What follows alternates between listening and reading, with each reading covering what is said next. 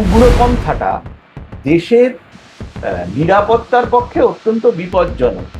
আজকে তিনি বলছেন যে আমিও দিমাগি নকশাল। আসল উদ্দেশ্য হচ্ছে এরা চায় যেন তেন প্রকারেণ ক্ষমতা দখল করে।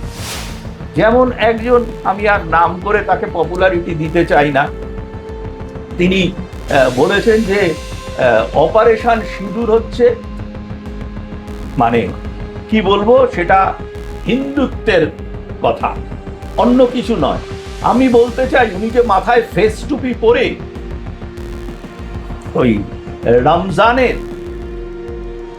যে আসরে, রমজানের পরে যে ইফতারে যান, সেটা কি, সেটা কোন তো হিন্দুত্ব? তো এটা হলো, ওটা কোন তো? কারণ হচ্ছে মনমোহন সিং তো ছিলেন পুতুল প্রধানমন্ত্রী।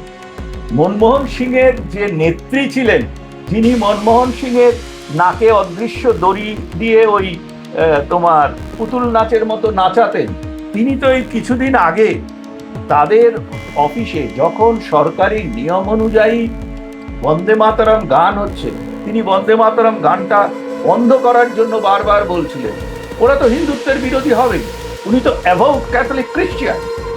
এবং আপনার যেটা ব্যাপারটা হচ্ছে ধর্ম নিরপেক্ষতার কথা হয়, একটাই কারণ, যে ভারতীয়ত্ব, হিন্দুত্ব বা এইগুলো যদি নষ্ট না করা যায়, তাহলে ভারতের জাতীয়তাবাদ, যেটা ভারতের সুগভীরে প্রথিত আছে, হ্যাঁ, তাকে নষ্ট করা যাবে না। সেটা না নষ্ট করলে আমরা ভারতকে টুকরো টুকরো করে একটা বিশাল এই উপমহাদেশের দারুল হাটটাকে দারুল ইসলামে করতে পারবো না। This is the only intention. Sir, আপনাকে মাধ্যমে স্বাগত। নমস্কার স্যার, প্রধানমন্ত্রী তার 15ই আগস্ট ভাষণে দিমাগি নকশাল এই শব্দবন্ধটি ব্যবহার করার পরে আমরা দেখতে পাচ্ছি পিলপিল করে ঠান্ডা ঘরে লুকিয়ে থাকা নকশালরা একেবারে সমাজ মাধ্যমে বেরিয়ে পড়েছে। কি বলবেন? দেখো, এই যে দিমাগি নকশাল কথাটা মাননীয় মোদিজি বলেছেন, এটার পেছনে কিন্তু উনি জাস্ট এই দুটো ওয়ার্ড ইউজ করেছেন, এর পেছনে একটা বিশাল নেটওয়ার্কের কথা উনি সামনে এনেছেন।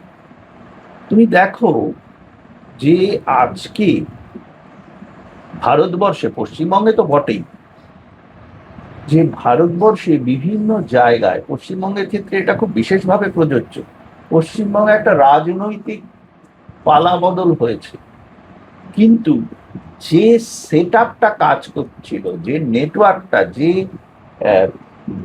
মানে সেট আপের মধ্যে দিয়ে মানে সরকারকে এগোতে হয়, তার মধ্যেই তো এই দিমাগি নকশালরা ঢুকে আছে বিভিন্ন জায়গায়।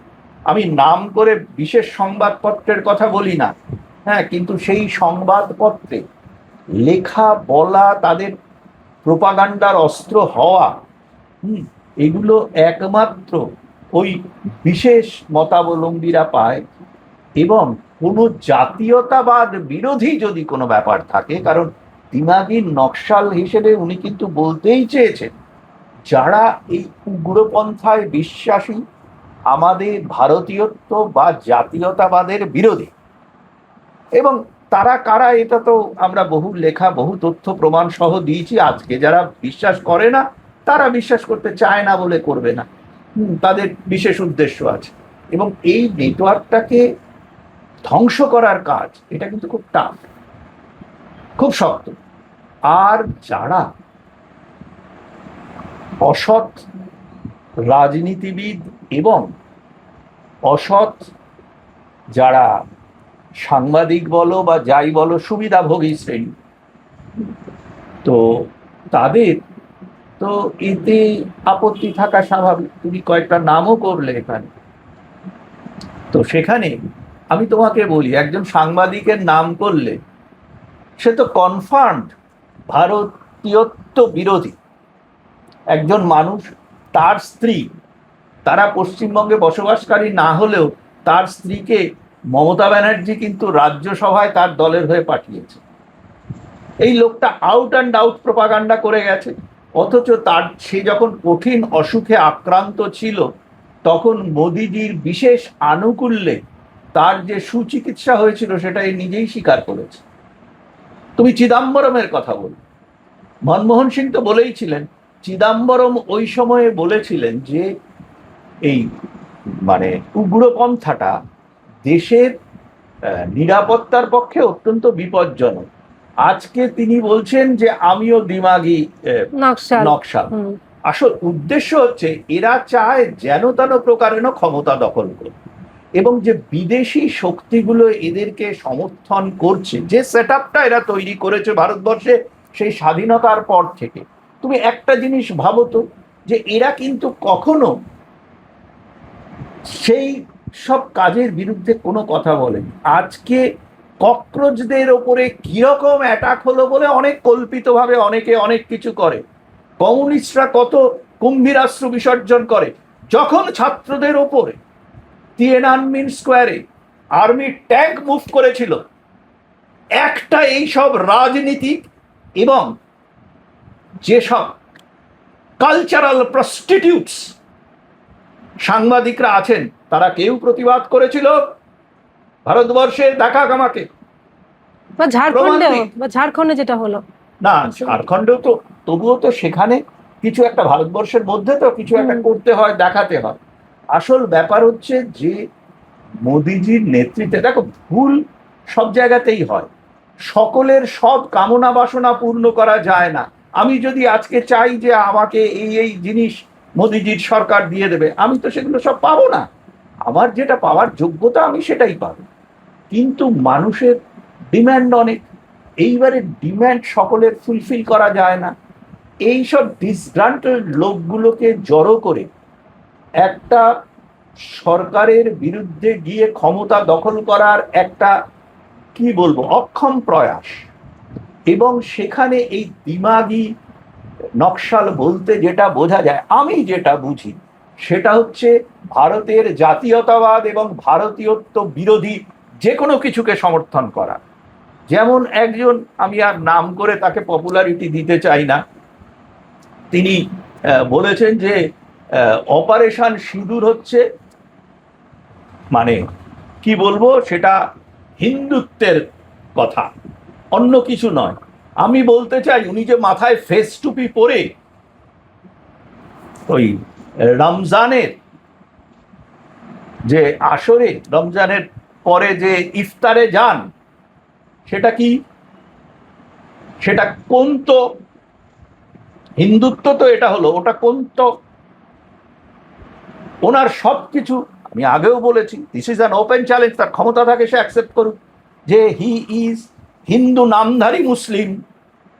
এরাই কিন্তু আলতাকিয়া করা, এরা কিন্তু অ্যাকচুয়ালি যে কাজটা করছে সেটা ভারতকে টুকরো টুকরো করা, এবং সেটাই কিন্তু বিদেশি কিছু রাষ্ট্রের উদ্দেশ্য, এবং তারা সেইভাবে স্পন্সর করে।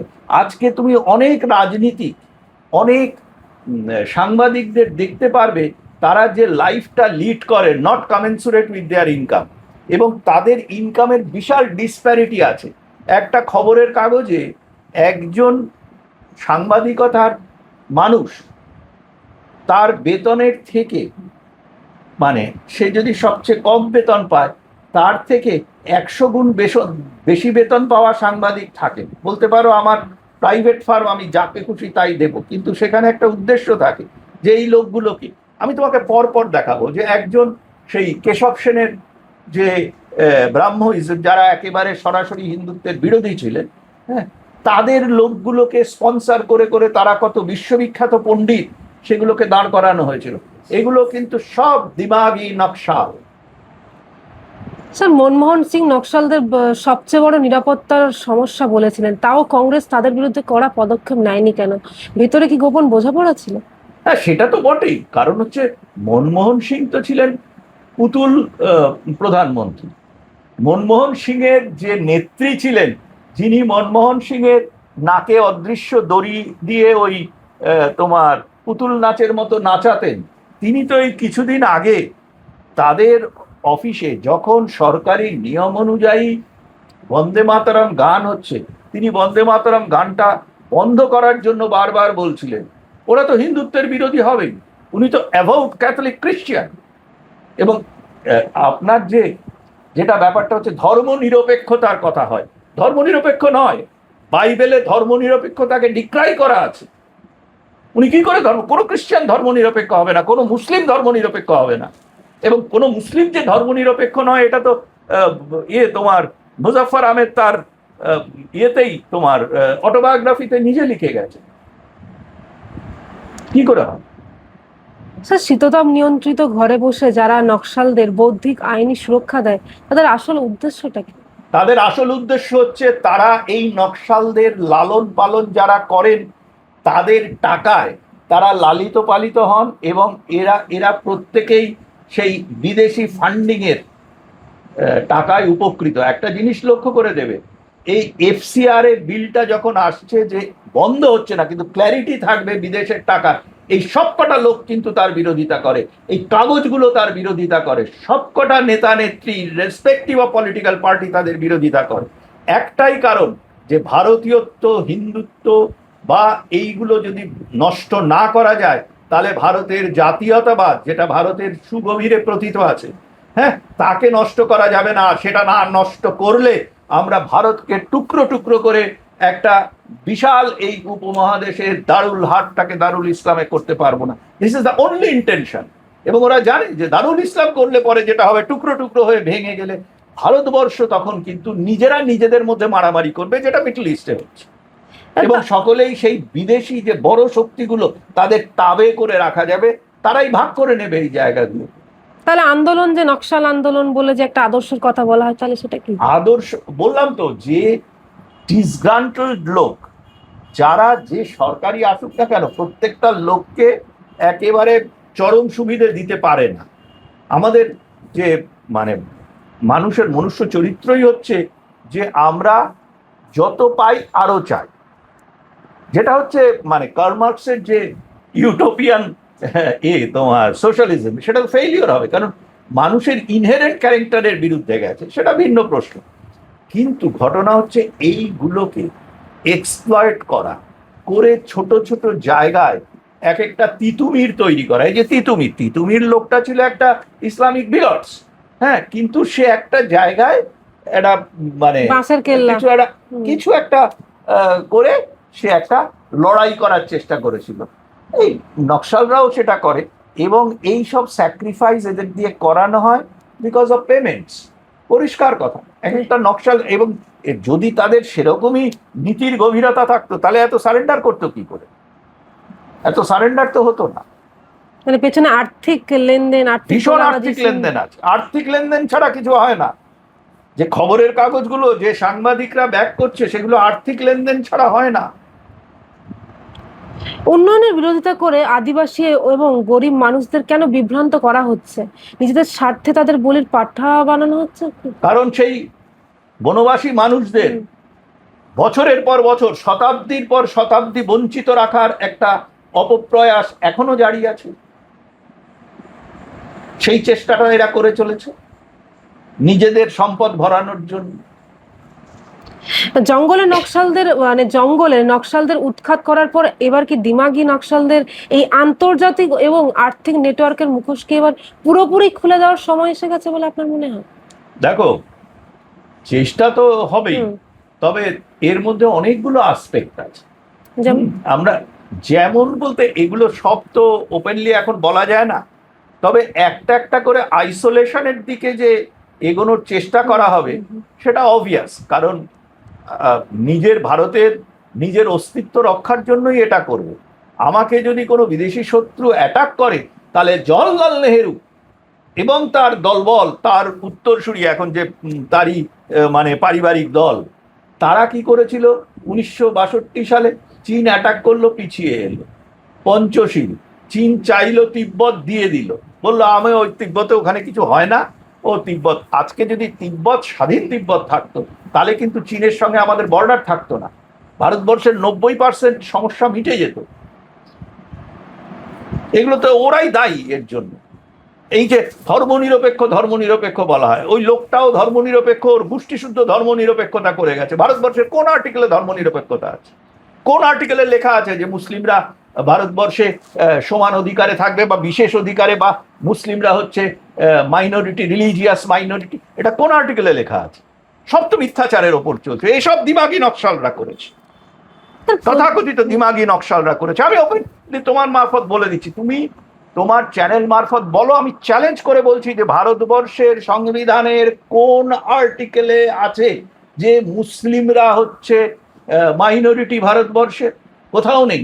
এবং অনেক মুসলিম নেতা আজকাল জনসমক্ষে বলে ফেলছেন, হ্যাঁ আমরা সেকেন্ড লার্জেস্ট মানুষজন, মানে এই আলতাকিয়াটা এখন এক্সপোজ করার সময় এসছে। তাদের ওই কি বলে মুসলিম উম্মা মাধ্যমে তারা দখল নিতে চাইছে দেশ, এটা তো পরিষ্কার কথা। এগুলো সমস্ত এই যে তোমার মানে ধর্মনিরপেক্ষতার নামে কনফিউশন, এটা কেন করা হবে? ভারতবর্ষ ধর্মনিরপেক্ষ নয়। বাবা সাহেব আম্বেদকর কেটি শাহকে যে চিঠিটা লিখেছিলেন সেটা এতে রাখা আছে, আমাদের পার্লামেন্টের আর্কাইভসে রাখা আছে, দেখে নিক মানুষরা। সেগুলো জানানো উচিত যে আমরা ধর্মনিরপেক্ষ নই, আমরা সকল ধর্মের লোকেদের ধর্মাচরণ করার অধিকার দিয়েছি, কিন্তু দুটো রাইডার আছে। একটা হচ্ছে অন্য ধর্মের মানুষদের কোনো মানে তাদের নর্মাল কাজকর্ম ধর্মাচরণে কোনো বাধা দিতে পারবে না। তুমি হিন্দুর মন্দিরের পাশে গরু কাটবে, এটা তো কোনো ধর্মাচরণ হতে পারে না। আমরা গাই মা বলি,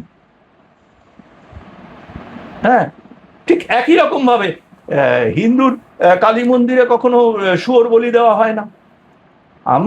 আমি মানবো, তুমি মানবে না।